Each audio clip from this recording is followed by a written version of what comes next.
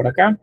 Nos quedamos en el prerrománico en España. Vimos en el caso de España los visigodos, que es una cultura que está asentada en España en la época de las invasiones bárbaras. Es un pueblo bárbaro, de hecho, de los godos, son los ostrogodos, los visigodos. Los visigodos son los que se quedan en esta región. Luego vienen los musulmanes y conquistan el territorio de la Hispania. Y entonces es lo que vimos por acá. Mientras se desarrolla ese arte bajo dominio musulmán, al que llamamos mozárabe, en el norte de España, vamos a ver una cultura más, y esa es la que se llama asturiana. Entonces vamos a ver también pues el arte de Asturias o de la región asturiana. Es un estilo entonces artístico que se desarrolla justamente en esta región del mapa, que tiene que ver con la región actual, donde está por ejemplo Santiago de Compostela, en el norte de España. Contemporáneo a esto también y muy cercano a ellos está el Imperio Carolingio en esta región. Eso lo vamos a conocer un poquito más adelante, este mismo día. Y bueno, el asturiano tiene varias etapas que se miden a partir de el periodo de Ramiro I, que es el siglo IX después de Cristo. Entonces hablamos del prerramirense y el post-ramirense. Entonces en esas etapas se fueron desarrollando principalmente eh, eh, poblados rurales en los que había siempre una pequeña iglesia, como lo hemos visto en el resto de España, que servía pues para que la feligresía se reuniera en esos lugares. Entonces Asturias es la región norte y es contemporáneo al arte mozárabe que vimos en esta región. O sea, los dos corresponden a la misma época. ¿Qué características tiene? Pues está relacionado con los reyes.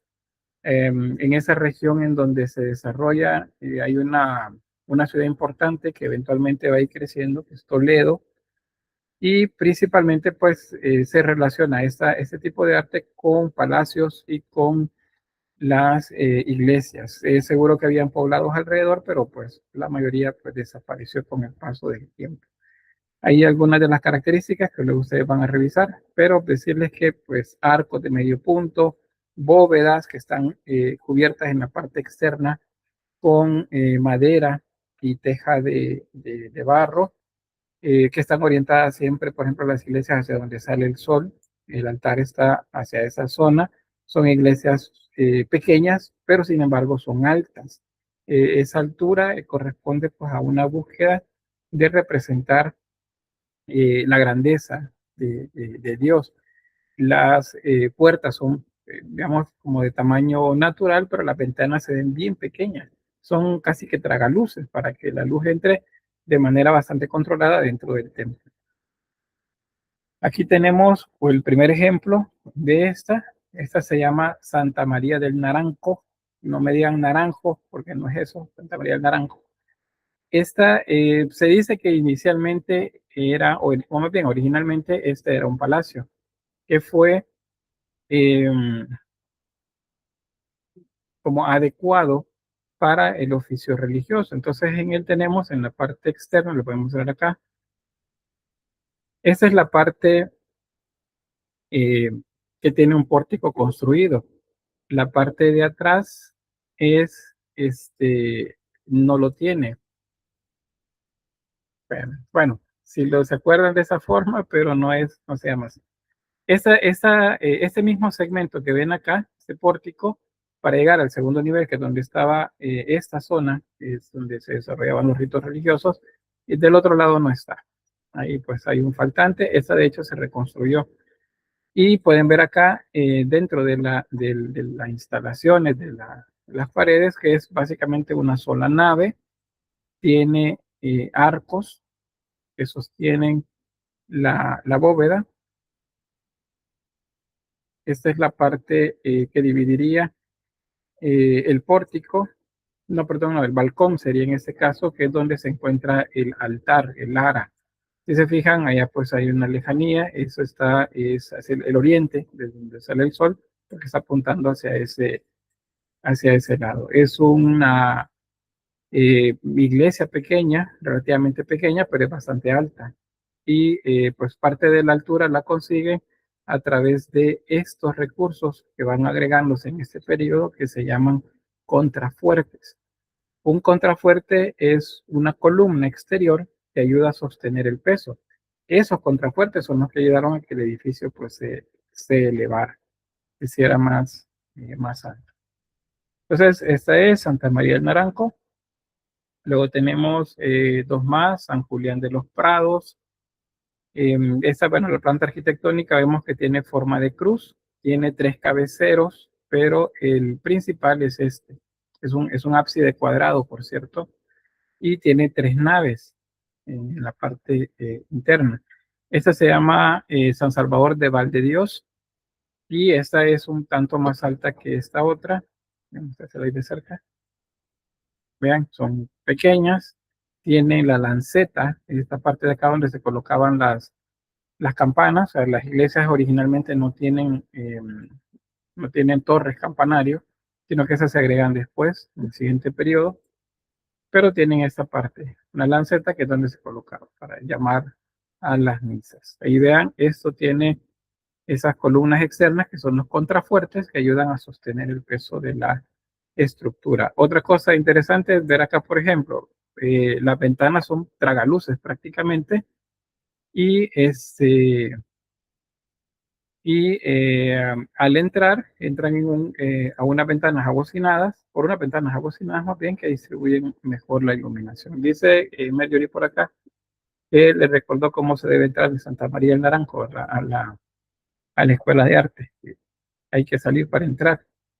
Este es el interior de San Salvador de Valdedios, ¿cómo se llama?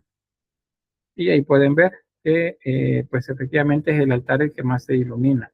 Y pues son estructuras pequeñas, son iglesias pequeñas. ¿Por qué tan pequeñas? Bueno, alrededor de ellos habían aldeas pequeñas, no eran grandes poblados y entonces las iglesias pues tenían pocos recursos para su construcción. Pero seguramente pues había sacerdotes o obispos que vivían en estas regiones también administrando esto.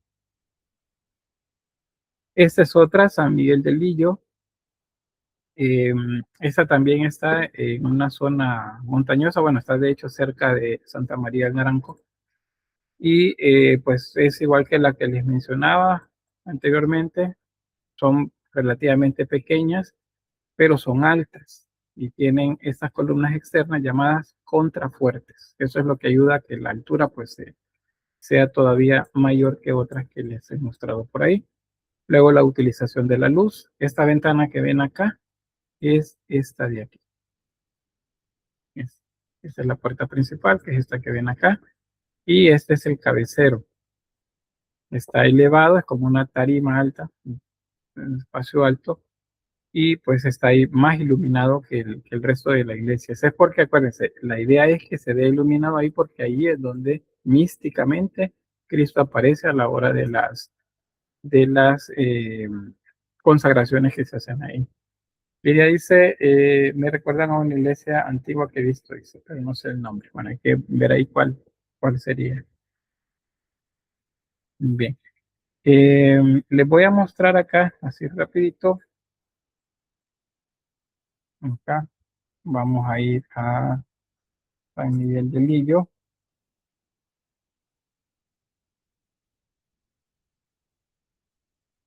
Para que vean pues cómo es así in situ. Vean, está bien, es el norte de España. Cerca de este lugar, por cierto, está esta ciudad, es Oviedo, es una ciudad grande, pero San Miguel del Lillo está aquí alto, en la zona alta también de la montaña. Hay un mirador aquí, por cierto, en lo alto de la montaña. Acá está.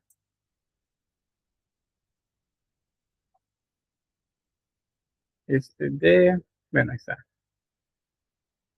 Y si vemos la altura, pues acuérdense que siempre en estos lugares se buscaban las zonas altas para poder establecer los poblados o las iglesias, porque era una manera de controlar el entorno. Acá está San Miguel del Lillo. Y allá al fondo, ver, ahí está Oviedo. Ahí está. Vean, es la ciudad en el valle y en la montaña, pues los poblados. En su época de esplendor, los poblados estaban alrededor siempre porque buscaron, en ese periodo, en el prerrománico, todas las ciudades se abandonaron, todos se fueron hacia las zonas rurales. Vamos a ver entonces acá, también el delillo, y nos vamos a acercar acá. Bien, ahí tenemos la iglesia, esta es el cabecero, ese de acá, es cuadrado. Ven el tamaño de las personas y ven el tamaño de la iglesia, es relativamente pequeña, ¿ve? Entonces, prácticamente tendrá unos 10 metros, por 10 metros a lo mejor. La estructura, quizá un poquito más, y de altura, pues alrededor de unos 15 metros. O sea, es una estructura alta. Esa altura la logran con estas columnas que ven aquí, que les repito, se llaman contrafuertes. Estas ranuras que prácticamente se ven así en las paredes son tragaluces, prácticamente. No hay ventanas como tal, sino que son tragaluces.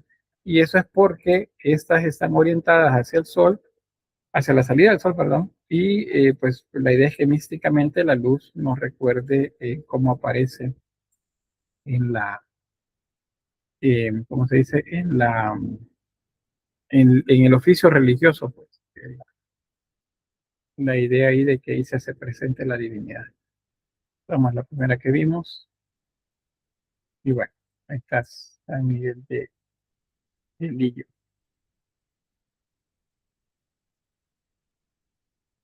Bien, les voy a mostrar una más, solo que vamos a hacer esto.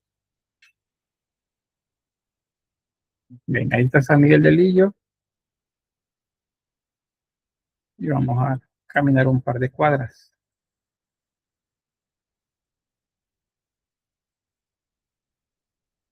Ya me lo imagino ustedes ahí, ¿verdad? En fila india, con frío.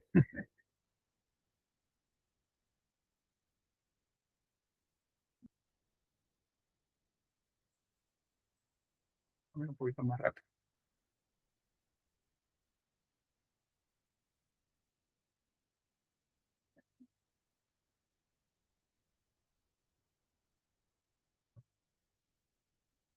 Esperen, esperen, a ver si no nos perdimos.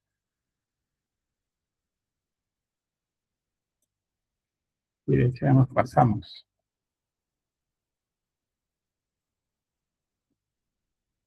Vamos a repetir. Ustedes para el cerro iban, fuimos en la otra dirección. Quizás pasamos de San Miguel de Lillo, seguimos avanzando, allá se ve la ciudad, miren. Y aquí tenemos Santa María del Naranco. Está a un par de cientos de metros de distancia de San Miguel de Lillo. La idea es que esta era, se supone, el palacio y la iglesia estaba allá, en ese lugar, a unos 200 metros de distancia. Y pueden ver ahí, pues, ya en perspectiva, con las personas ahí caminando, el tamaño de la iglesia.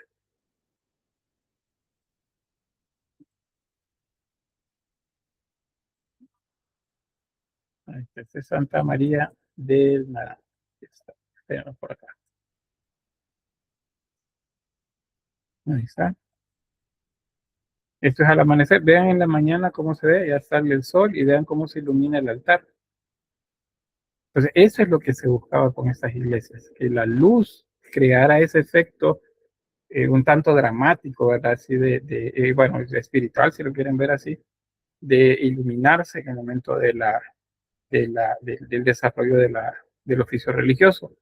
En muchas de las iglesias actuales, que tienen ya alrededor de 100 años, por ejemplo, de existir, estas están principalmente orientadas hacia donde sale el sol. Entonces, si ustedes pues van a misa un día domingo a las 6 de la mañana, fíjense bien cómo se va. Y si tiene ventanas la iglesia hacia donde sale el sol, vean cómo se va iluminando eso. Entonces, esos son efectos visuales que buscan hacerse con el fin de generar en la gente un tanto de sensibilidad hacia lo que está por ahí. Bueno, vamos a quedar por acá con Santa María del Naranco, ya fuimos a pasar un rato y regresamos para ver qué más tenemos con el arte asturiano.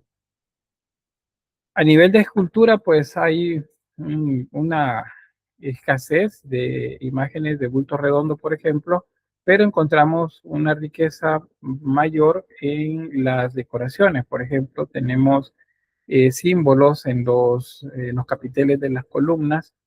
Se utiliza bastante estas formas laceadas. Vean, las columnas tienen forma de lazo. Lazo y lacería son cosas diferentes. Lacería es la técnica decorativa musulmana. Laceado es cuando hablamos de este otro tipo de arte. Y básicamente significan lo mismo, que tienen forma de lazo. Vean esta acá. Estos otros también, estos discos que son representaciones solares, tienen esa decoración laceada alrededor y sobre ellos las llamadas cruces patadas. Yo sé que el término suena un poco extraño, ¿verdad? Pero patadas le llaman porque tienen forma como de patas en em, los brazos. Y son, la mayoría de ellas son cruces griegas con un pedestal abajo de ellas, que es lo que vemos por acá. Estas son principalmente estas de la región norte de Europa, en Inglaterra, en otros lugares, en Irlanda también se encuentran de ese tipo de cruces. Como no tenemos mucha escultura que valorar en el periodo asturiano, pero sí tenemos relieves, sí tenemos decoración, entonces eso es lo que vamos a tomar como esculturas. Vean estos, son cruces griegas que tienen el alfa y la omega, un símbolo de Cristo, igual esta otra de acá. Estas decoraciones así como repetitivas, pero que tienen formas orgánicas, estas eh, son de esta influencia de la región de Gran Bretaña. Y tenemos también, esto también es trabajo escultórico, aunque parezca solo que es decoración, pero ahí tenemos también otro elemento que es del sur. Estos son arcos visigodos, son arcos de herradura. Y bueno, aquí tenemos otros de medio punto, pero igual con las decoraciones laceadas alrededor. Ahí está.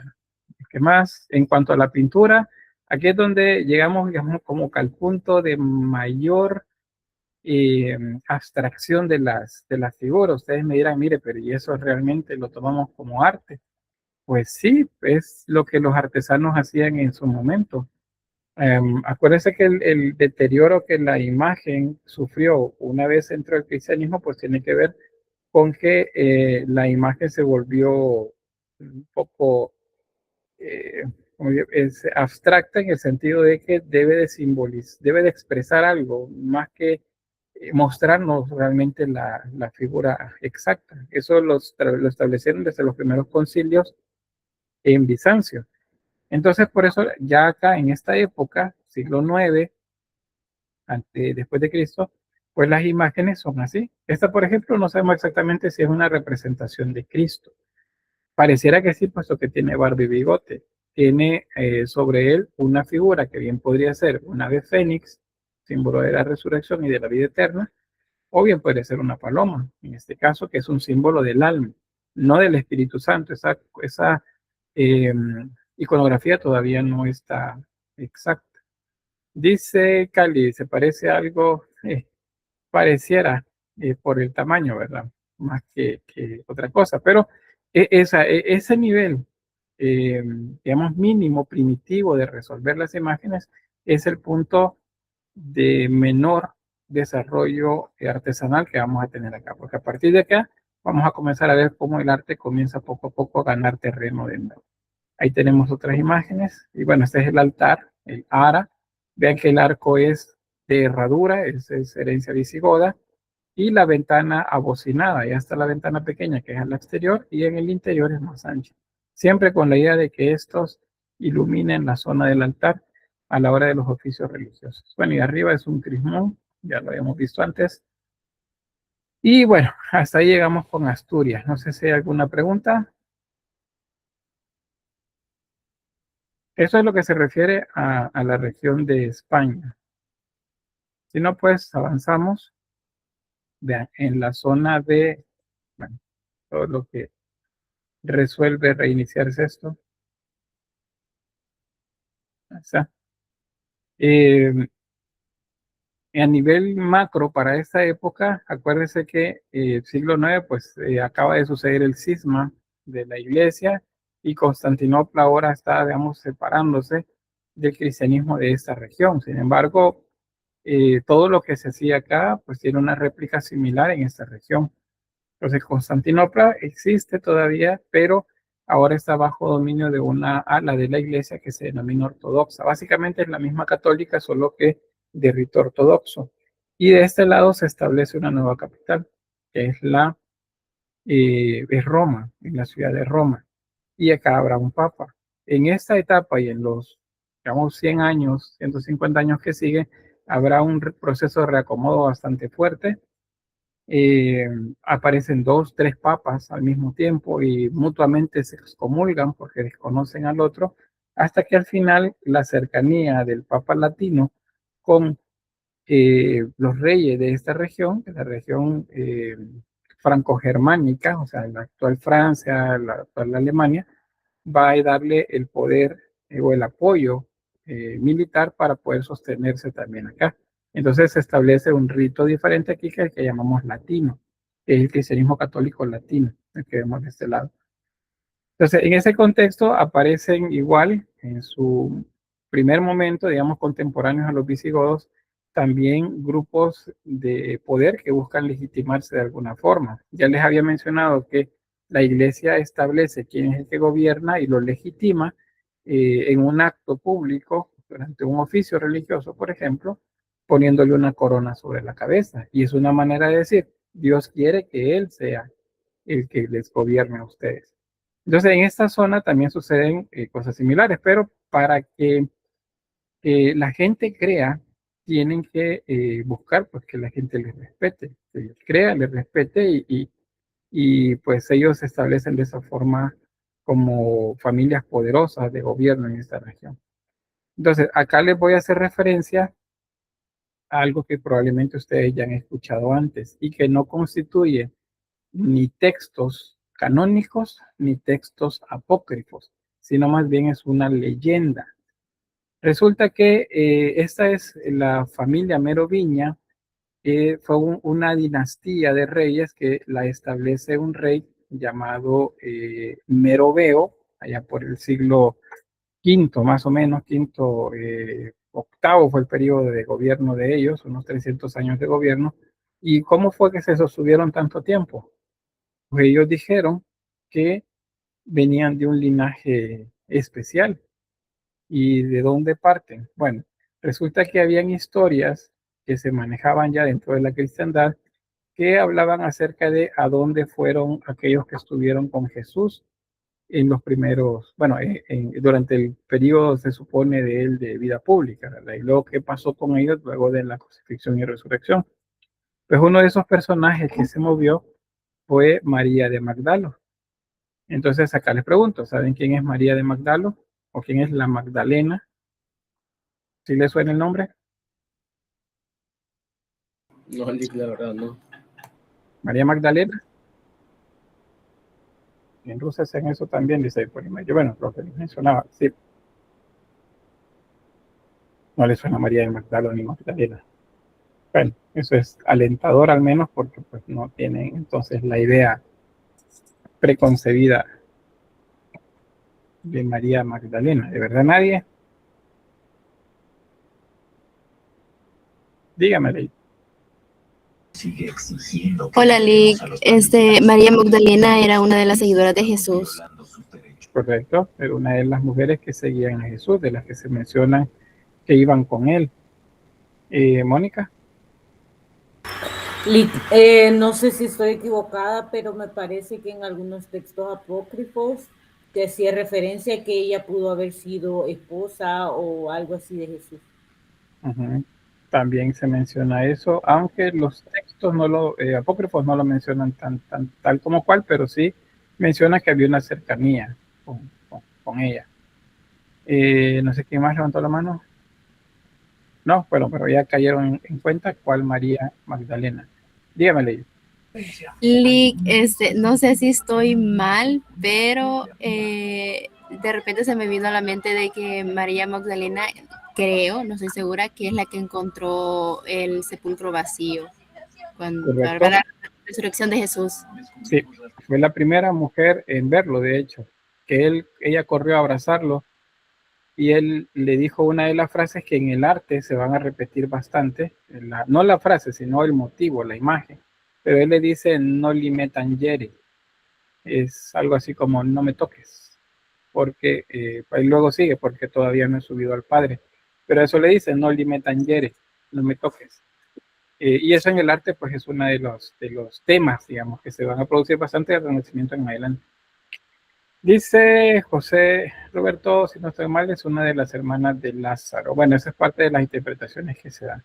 Bueno, el punto acá es que este rey, Meroveo, y sus descendientes dijeron que María Magdalena, luego de los sucesos de la pasión de Cristo, pues se había movido hacia la zona central más o menos de Francia, centro norte sería de Francia, y ahí se había establecido. Y entonces que había llevado pues con ella, perdón, algo de Jesús, y ese algo era un embarazo.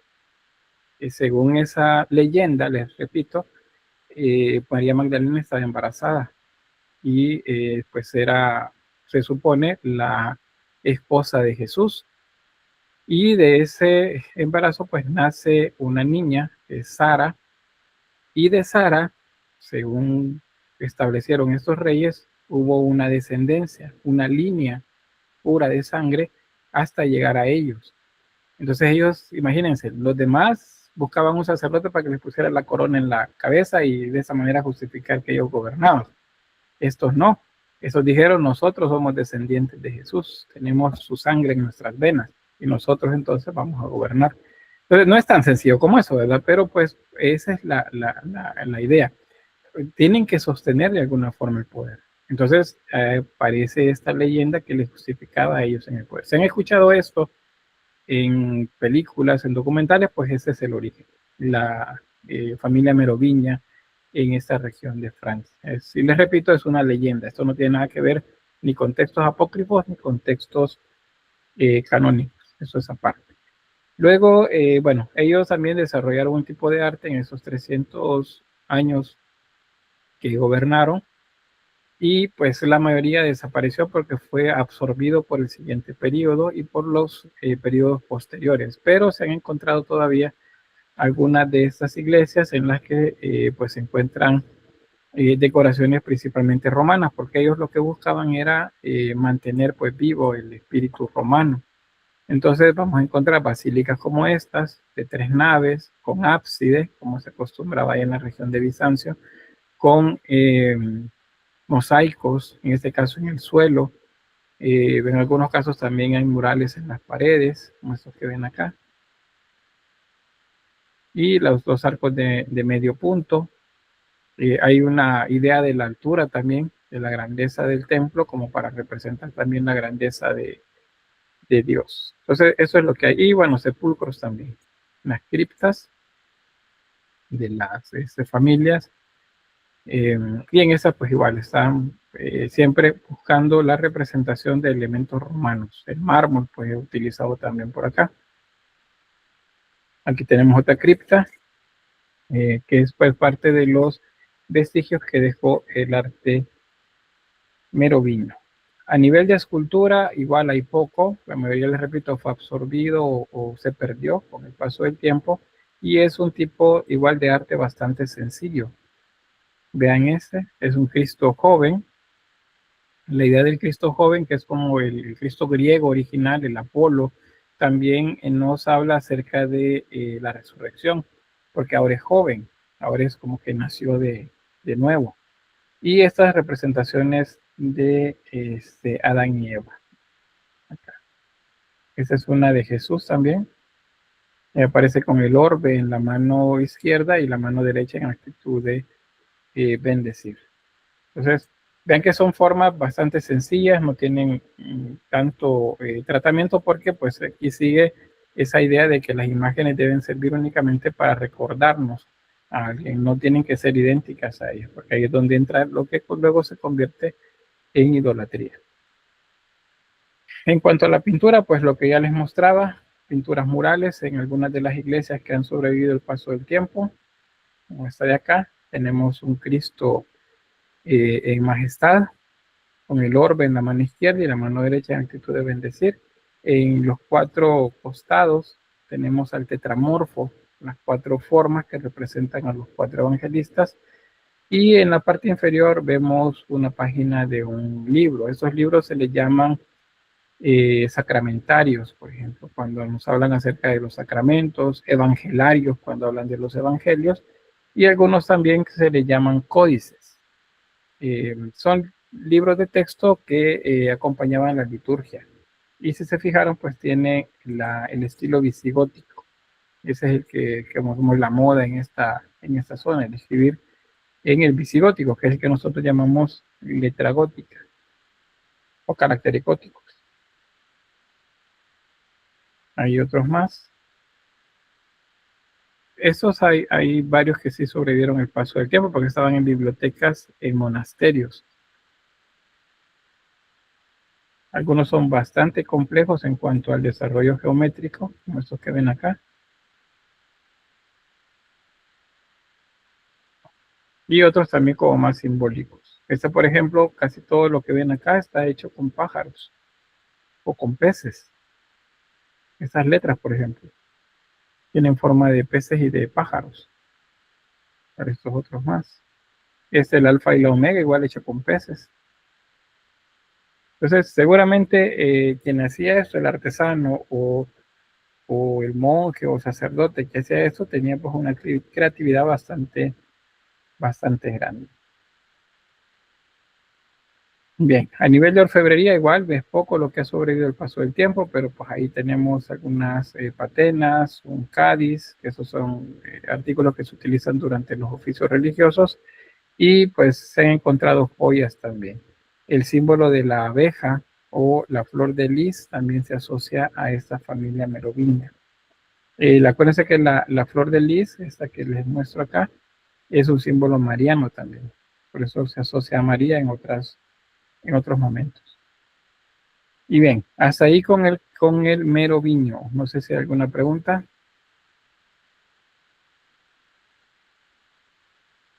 ¿No? Bueno, avanzamos. El imperio carolingio. Vean, el carolingio, aparece posteriormente al merovinio, siempre en la misma región, y pues buscó de alguna forma tratar de transformar lo que ya existía en lo más cercano a lo que Roma fue en su momento.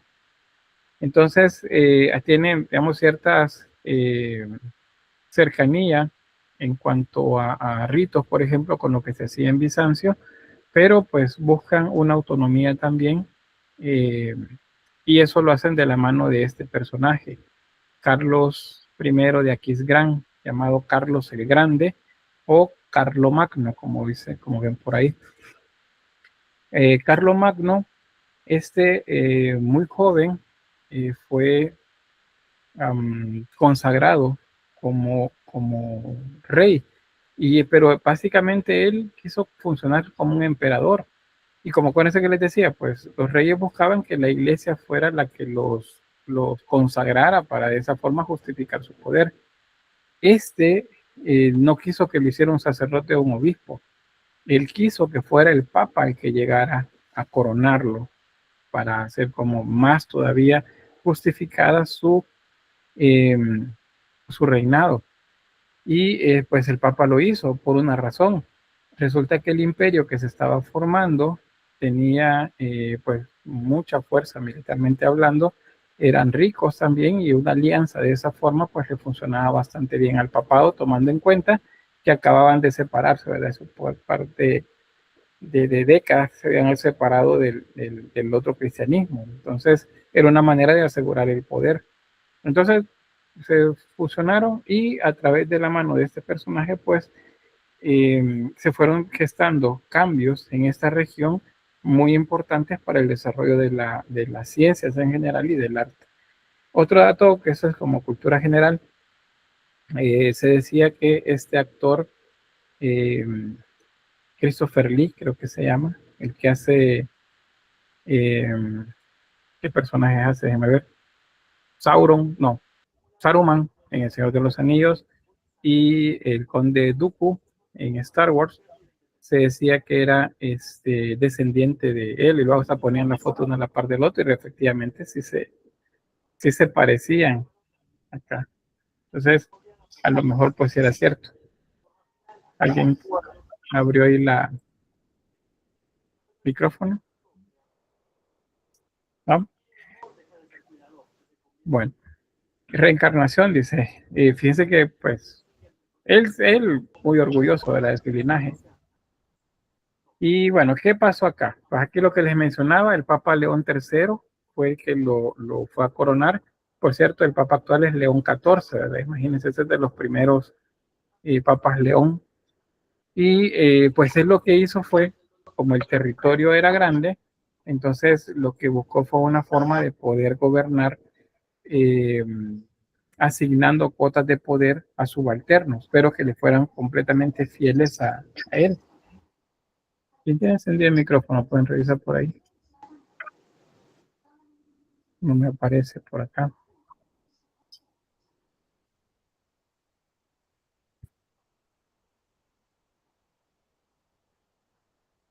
Samuel Salomón.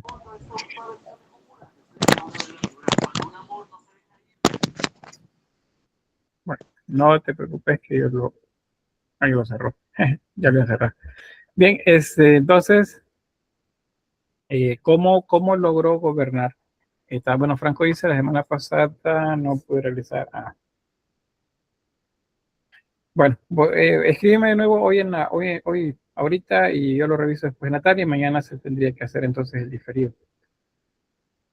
Bueno, les decía, ¿cómo hizo para poder controlar tanto territorio? Pues nombró representantes, los llamados Missi Dominici. Estos controlaban a los nobles y a los obispos. Acuérdense que los nobles y los obispos eran los dos poderes acá.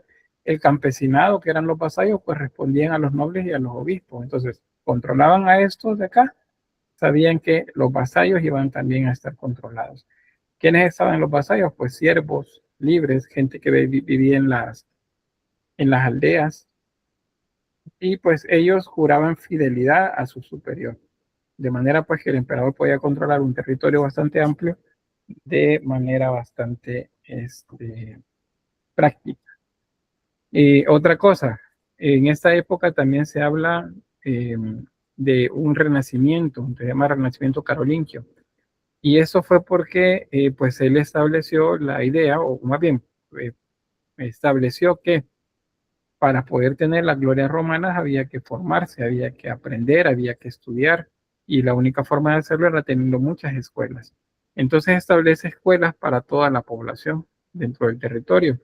De esa manera vamos a tener escuelas catedralicias, que es donde se formaba la nobleza.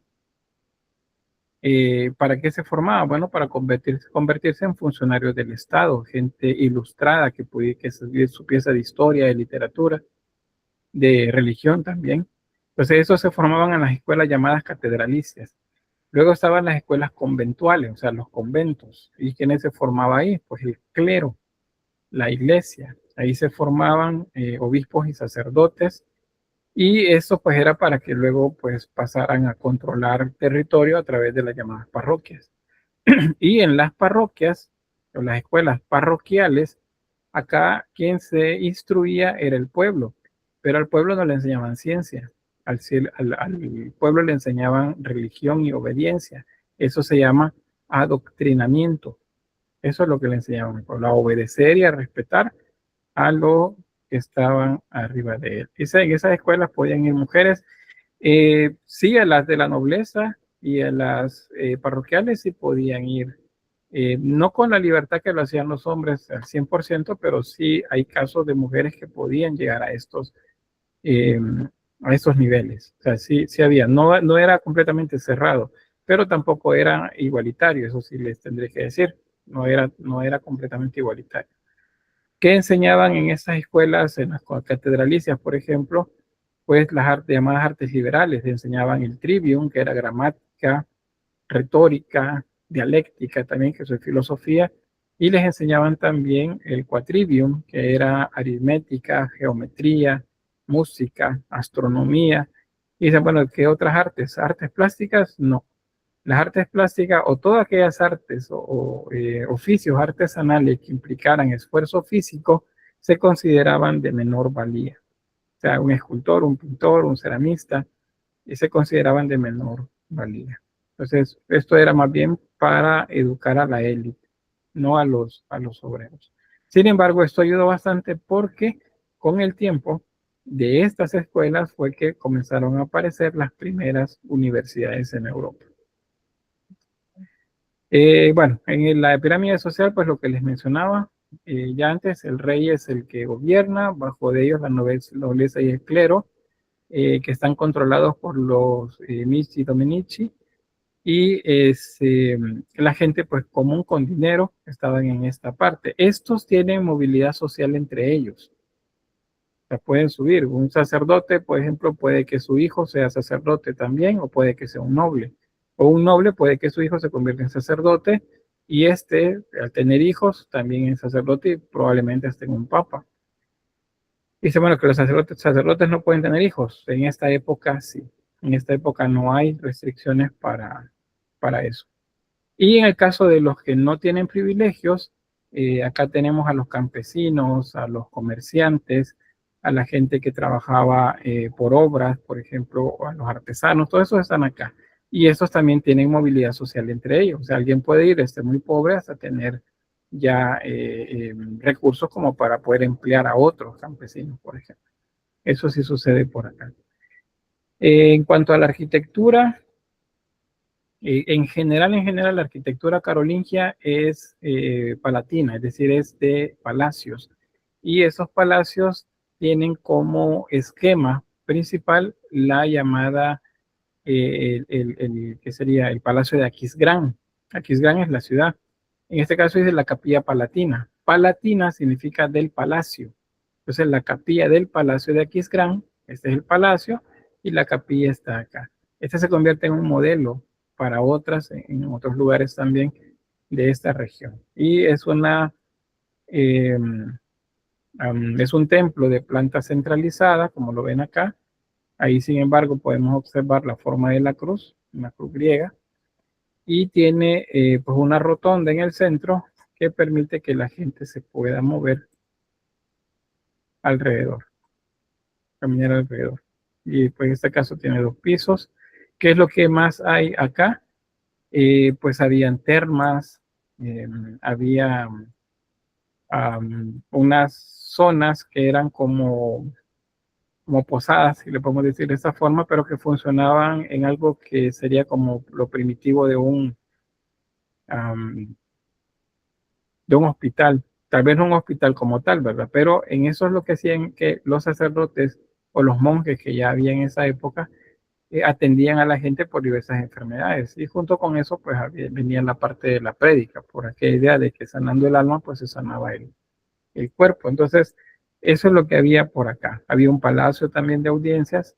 El emperador, de hecho, no vivía aquí, sino que prefería la vida un tanto más rural. Pero eventualmente llegaba al palacio y atendía, pues, los menesteres propios del reino. De ahí vendría el apellido Palacios, puede ser, porque Palacio, digo, los apellidos son apodos. Algunos son toponímicos, otros tienen que ver con el oficio y otros nos dicen quiénes son las personas. Por ejemplo, Hernández, son los hijos de Hernán y así todos los otros que pueden imaginarse. No sé, qué ver, algún Martínez, por ejemplo, son los hijos de Martín. ¿Y quiénes eran? Los hijos de Martín. Si ustedes leen el texto bíblico, ahí dice, ¿quiénes eran? Los hijos de Zebedeo. ¿Quién es otro? Ah, bueno, aquellos, el hijo de, siempre es el hijo de, porque esa era una manera de diferenciarlos. Eh, Creo que en las zonas rurales de nuestro país todavía se utiliza eso. El hijo de, es que el hijo de, y ahí es donde van pegándose los apodos.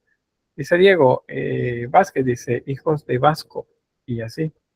En mi caso, pues probablemente yo me he dado la tarea de buscar, en mi caso, Ángel es mensajero, ¿verdad? Entonces, probablemente tenían oficios de mensajeros allá por el siglo XVI, primeros que aparecen registrados con el apellido Ángel entre la frontera entre España y Francia.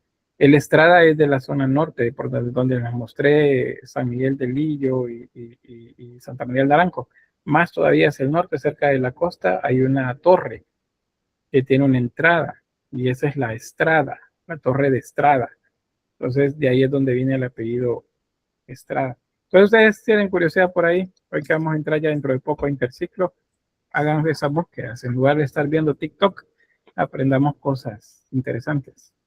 Bueno, avanzamos. ¿Qué hay de la escultura? Pues no es tan abundante aún, pero encontramos relieves, algunos de estos hechos a través de técnicas de repujado.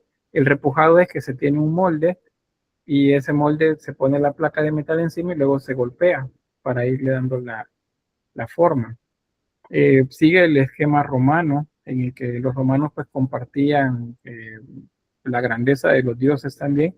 En este caso pueden ver acá a Carlomagno hincado entregando la capilla de Aquisgrán a la Virgen María, mientras un ángel observa y un alto clérigo, probablemente el Papa, observa también la escena. Eso lo hacían también en la región bizantina, los emperadores de Bizancio.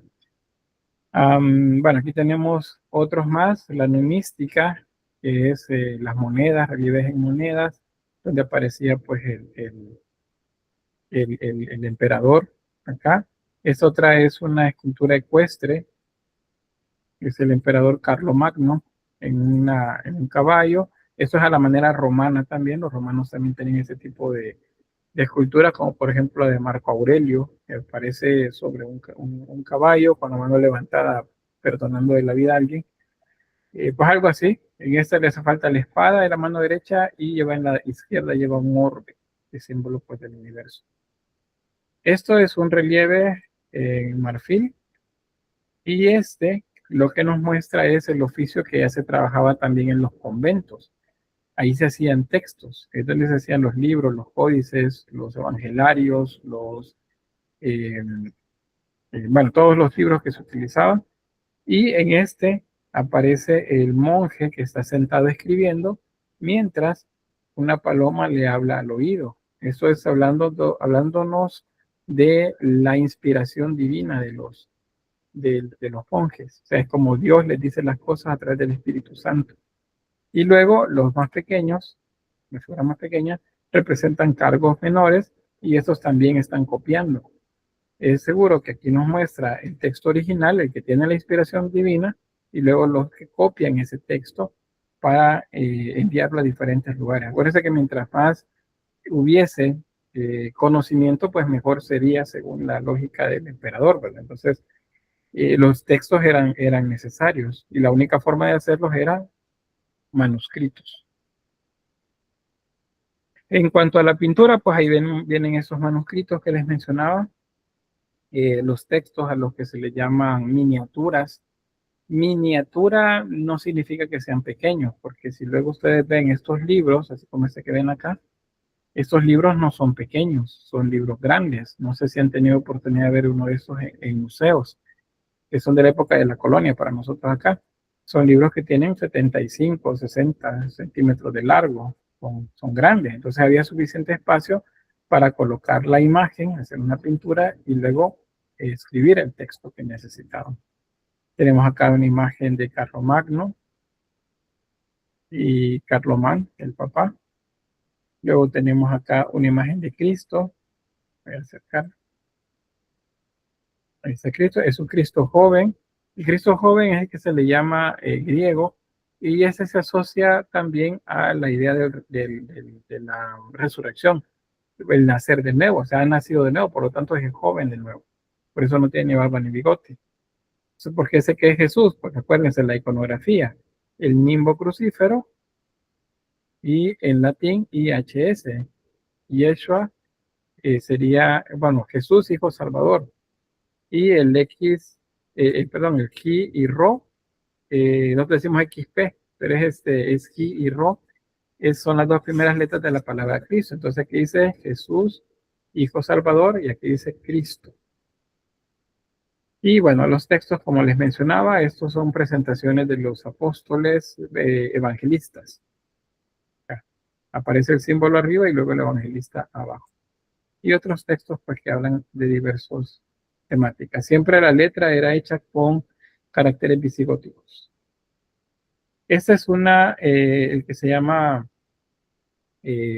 Códice de Treveris, perdón.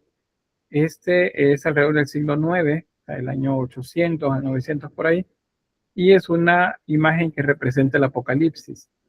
Si ustedes ponen atención acá, me podrían decir cuáles son los ángeles malos y cuáles son los ángeles buenos, porque todos son ángeles, todos tienen alas, y aquí ya todos tienen alas.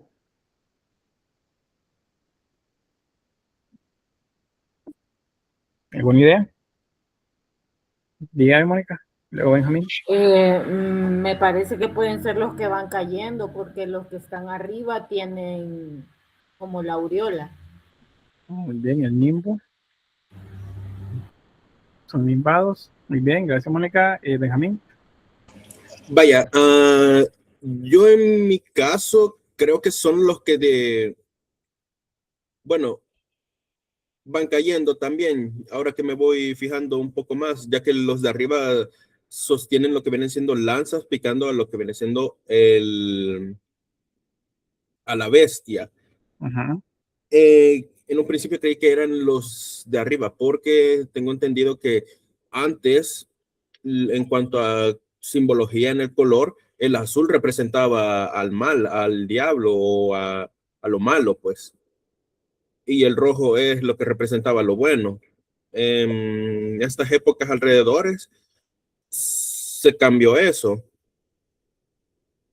Ambos colores, el rojo y el azul, son representaciones de la realeza, por eso se asocian a las imágenes de Jesús y María, por ejemplo, pero sí es cierto también que son asociados a imágenes de figuras así que nosotros diríamos demoníacas. No se llaman necesariamente así, pero que son representaciones del mal. Son azules. ¿Por qué? Porque el azul es símbolo del poder. Entonces por eso los colocan así. Pero aquí, digamos que no es tanto el color, sino más bien es la forma y la posición. Mercury dice por ahí que los de arriba son los buenos, pregunta. Cali dice que los malos van para el suelo.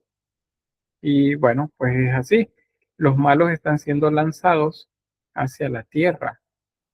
Y los de arriba son los buenos que están sosteniendo, bueno, también tienen sujeto con lanzas a la bestia. Y eso, si se fijan, están arriba como inmóviles. Los de abajo están cayendo. Pero, ¿cuál es la diferencia entre un ángel entonces caído y un ángel bueno?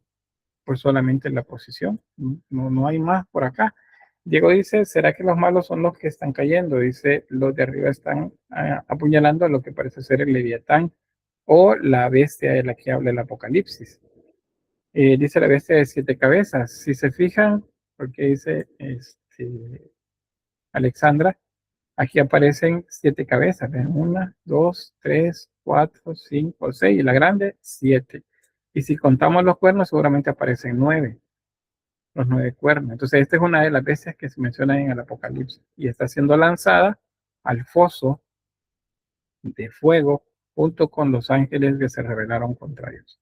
Pero aquí lo que quería rescatar de esto es que iconográficamente en esta época no hay todavía idea del mal como la conocemos nosotros. El diablo tiene cola, tiene cuernos, que es rojo, que tiene alas de murciélago. Nada que ver, eso no existe todavía.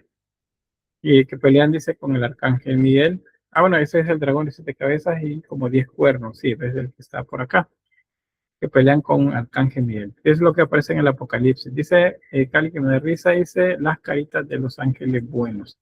Es isocefalia. Y están como muy atentos. Esos ojos abiertos significa que están con cuidado, están observando. Por eso los ojos así como más abiertos, más fijos que los que están cayendo. Y este que ven acá, este es Juan el Evangelista. ¿Y por qué lo sé? Porque él es el que escribió el libro de Apocalipsis según la tradición. Entonces, él es el que atestigua, él está viendo esto. Alexandre. Bueno, avanzamos.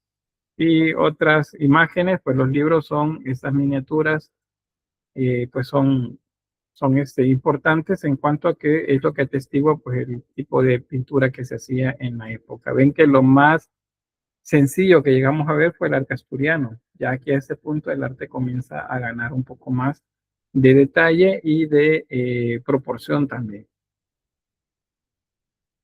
Y bueno, ¿qué pasa después? Que luego que Carlomagno muere, hereda el territorio Ludovico Pío. Luego él se lo da a sus 3 hijos, que son Lotario, Luis el Germánico y Carlos el Calvo, y pues el territorio queda dividido en 3. Con el tiempo, pues esto cae en una dinámica diferente y da pie pues a otra realidad, que es la que conocemos como periodo románico y gótico. Así que pues hasta ahí llegamos con el románico. Voy a detener acá la grabación.